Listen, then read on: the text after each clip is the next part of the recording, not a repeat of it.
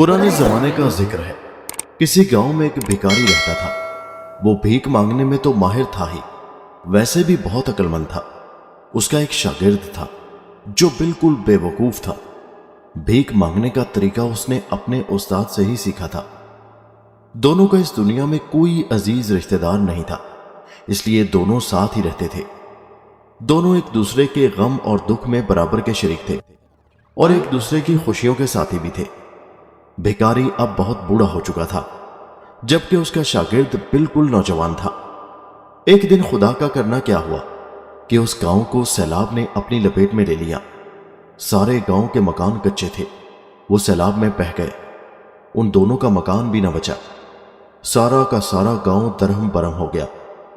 उन्होंने भी गांव छोड़ने का फैसला कर लिया था। एक रोज सुबह दोनों अपने गांव को खैर बात कहकर बाहर निकल आए। उन्होंने गांव को आखिरी मर्तबा देखा तो उनकी आंखों में आंसू भर आए।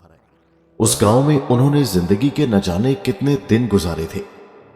गांव से रुखसत होकर वो नाग की सेध में चल पड़े। दोनों आपस में इधर उधर की बातें भी कर रहे थे। चलते चलते सूरज गरूब होने ही वाला था कि उन्हें एक शहर के आसार दिखाई देने लगे। मुबारक हो उस्ताद, आखिर हम एक शहर तक पहुंच ही गए। शागिर्द ने कहा, खुदा का शुक्र है। बूढ़े के मुंह से निकला। दोनों तेज तेज कदम उठाने लगे। वो सूरज डूबने से पहले पहले शहर में पहुंच जाना चाहते थे ताकि कुछ खाने पीने को मिल जाए। दोनों ठीक उस वक्त शहर में दाखिल हुए जब सूरज गरूब हो रहा था। उस्ताद, मुझ में तो अब एक कदम भी उठाने की हिम्मत नहीं है। खुदा के लिए कुछ खाने का बंदोबस्त करो। शागिर्द ने बेदम होकर गिरने के बाद कहा। उस्ताद कहने लगा, अच्छा तुम यहीं ठहरो, मैं किसी घर से कुछ लाता हूं। बूढ़े ने कहा और चला गया। जल्द ही वो कुछ रोटियां और दाल ले आया। दोनों ने सब्र शुक्र से उन्हें खाया। कुएं से पानी पिया और एक दरख्त के नीचे लेटकर सो गए। सुबह हुई तो उन्होंने भीख मांगने का बाकायदा मंसूबा बनाया। दोनों के दोनों निकल खड़े हुए और सारा दिन भीख मांगते फिरे। शाम हुई तो अपने ठिकाने पर लौट आए। ये एक घना दरख्त था। रात भी वो उसी के नीचे सोए थे। यहां पहुंचकर बूढ़े ने कहा, अब हमारे पास कुछ पैसे जमा हो गए हैं। तुम यूं करो कि बाजार से जरूरत की चीजें ले आओ। हम जंगल में एक झोंपड़ी डाल लेंगे और वहीं खाना पकाया करेंगे और वहीं जिंदगी के दिन गुजारेंगे। शागिर्द ने खुश होकर कहा, अच्छा उस्ताद, मैं अभी लाता हूं, और पैसे लेकर चला गया। शागिर्द बाजार पहुंचा तो उसने सोचा थोड़ी सी मिठाई भी खरीद लूं। 3-4 दिन से कोई मीठी चीज नहीं खाई। ये सोचकर वो एक सीधा मिठाई की दुकान पर गया। बाजार बहुत बारौनक था और उसमें खूब चहल पहल थी। मिठाई की दुकान पर तरह तरह की मिठाइयां सजी हुई थी। उसने पूछा, भाई साहब, लड्डू क्या भाव है? टका सेर, दुकानदार ने कहा। क्या कहा? टके सेर? शागिर्द ने हैरान होकर कहा, हां टके सेर। और बर्फी क्या भाव है? हर चीज टके सेर है। अच्छा, तो मिला जुलाकर एक सेर दे दो, उसने खुश होकर कहा। मिठाई वाले ने सारी मिठाइयां एक सेर तोल दी। शागिर्द ने उसे एक टका थमा दिया और सब्जी वाले की दुकान पर आया। भाई साहब, गोभी क्या भाव है? उसने पूछा। टके सेर, दुकानदार ने कहा। और आलू क्या भाव है? शागिर्द ने हैरान होकर कहा। हर चीज टके सेर है। क्या? शागिर्द हैरान रह गया और सब कुछ छोड़ छाड़ कर दौड़ा गया अपने उस्ताद के पास। उस्ताद ने जो उसे इस तरह भागते और हाँफते कांपते देखा तो पूछा, क्या बात है, भागते हुए क्यों आ रहे हो? खैरियत है? और ये क्या, तुम सिर्फ एक लिफाफा उठाए हुए हो? तुम्हें तो कितनी चीजें लानी थी। उस्ताद, मजे आ गए, शागिर्द ने खुशी से फूल कर कहा। क्या हुआ? बूढ़े ने पूछा। उस्ताद, इस शहर में तो हर चीज 2 पैसे सेर बिकती है। ये देखो, ये एक सेर मिठाई 2 पैसे की लाया हूं। यहां हर चीज ही 2 पैसे सेर है। मिठाई भी, घी भी, दाने भी, सब्जी भी। गर्ज हर चीज 2 पैसे सेर। यहां तो मजे आ जाएंगे। खूब खाओ पियो उस्ताद, अब हम सारी उम्र यहीं रहेंगे। उस्ताद उसकी बातें सुनकर चुप रह गया। उसके मुंह से कोई लफ्ज भी ना निकला। क्या बात है उस्ताद, तुम्हें खुशी नहीं हुई? नहीं बेटा, मुझे यह सुनकर कोई खुशी नहीं हुई। मगर क्यों उस्ताद जी? अब हम अच्छी अच्छी चीजें टके सेर लेकर खाया करेंगे। ना कुछ पकाने की जरूरत, ना मुसीबत भरने की। बाजार से खरीद कर खा लिया करेंगे। उस्ताद ने फिक्रमंद होकर कहा, तुम बेवकूफ हो, मूर्ख हो, यहां रहना ठीक नहीं। अरे उस्ताद, ये तुम क्या कह रहे हो? मैं तो यहां से हरगिज ना जाऊंगा।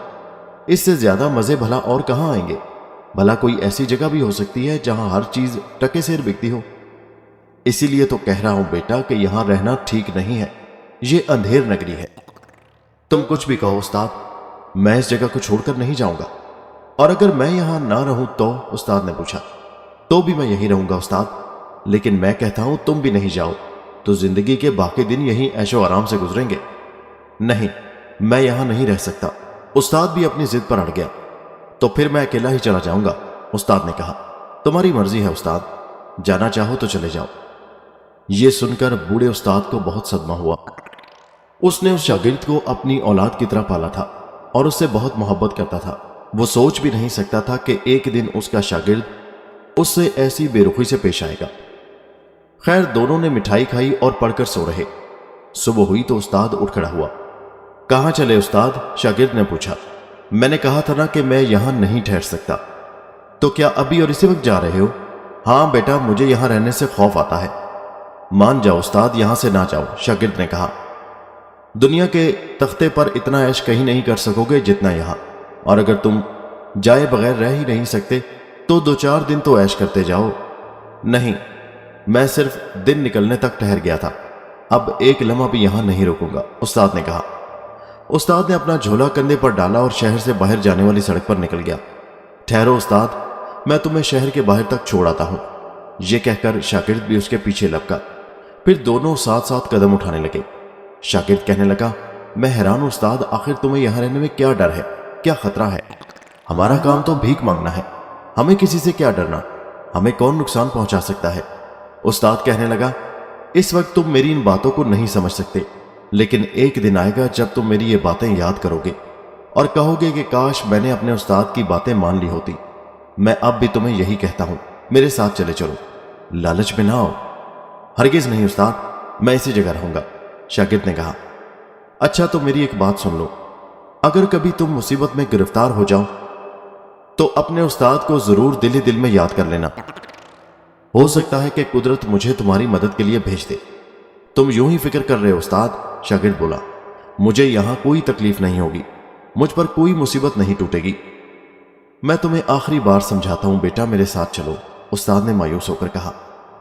اور میں اب بھی تمہیں آخری بار کہتا ہوں استاد کہ تم یہیں رہو، شاگرد نے اٹل لہجے میں کہا۔ اس نے اپنے رہنے کے لیے گھاس پھوس کی ایک جھونپڑی بنا لی تھی اور اس میں مزے سے رہنے لگا تھا۔ اب وہ ہر فکر سے آزاد تھا۔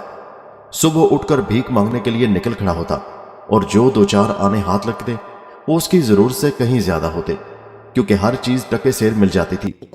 وہ مٹھائیاں، گھی، دودھ، خشک میوے پیٹ بھر بھر کر کھاتا اور اپنے استاد کو بے وقوف خیال کر کے خوب ہنستا اور کہتا، کاش استاد یہاں سے نہ جاتا، استاد یہ بے وقوفی نہ کرتا۔ اب اس سے کوئی کام نہ ہوتا تھا، کئی دن بھیک مانگنے بھی نہ جاتا۔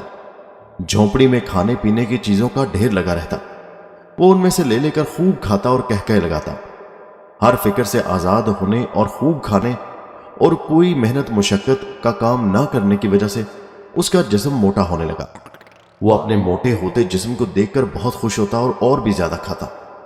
رفتہ رفتہ اس کا جسم پھولتا چلا گیا اور وہ پھول کر اتنا کپا ہو گیا کہ اب اس سے چلا بھی مشکل سے جاتا تھا۔ جب پیسے ختم ہونے لگتے، بازار میں جا کر کسی موڑ پر بیٹھ جاتا۔ شہر کے لوگ اس کے موٹاپے پر ہنس کر اسے کچھ نہ کچھ دے دیتے، جن سے وہ پھر سیروں کے حساب سے چیزیں خرید کر جھونپڑی میں جمع کر لیتا اور کھانے لگتا۔ اب یہی اس کی زندگی تھی اور اس کا موٹاپا روز بروز بڑھتا ہی چلا جا رہا تھا۔ اب اس ملک کے بادشاہ کا حال سنیے۔ ایک دن وہ اپنے تخت پر بیٹھا تھا، دربار لگا ہوا تھا، تمام درباری حاضر تھے کہ اس کے سامنے ایک شخص کو پکڑ کر لایا گیا۔ بادشاہ نے پوچھا، یہ شخص کون ہے؟ بادشاہ سلامت، اس شخص کو بازار سے پکڑ کر لایا گیا ہے۔ یہ بازار میں کیا کر رہا تھا؟ بادشاہ نے پوچھا۔ جہاں پناہ، اس نے ایک شخص کی جیب کاٹی ہے۔ بادشاہ نے اسے پوچھا، وہ کہاں ہے جس کی جیب کاٹی گئی ہے؟ سپاہی بولا، وہ باہر موجود ہے۔ بادشاہ نے کہا، اسے پیش کرو۔ اس شخص کو پیش کیا گیا۔ بادشاہ نے اسے پوچھا، کیا اس شخص نے تمہاری جیب کاٹی ہے؟ اس نے خوش ہو کر کہا، جی ہاں جناب۔ تم نے اسے جیب کاٹنے ہی کیوں دی؟ بادشاہ نے غرا کر پوچھا۔ جی، وہ شخص گھبرا گیا۔ تمہاری غفلت کی سزا تمہیں دی جائے گی، جیب کترے کو چھوڑ دو۔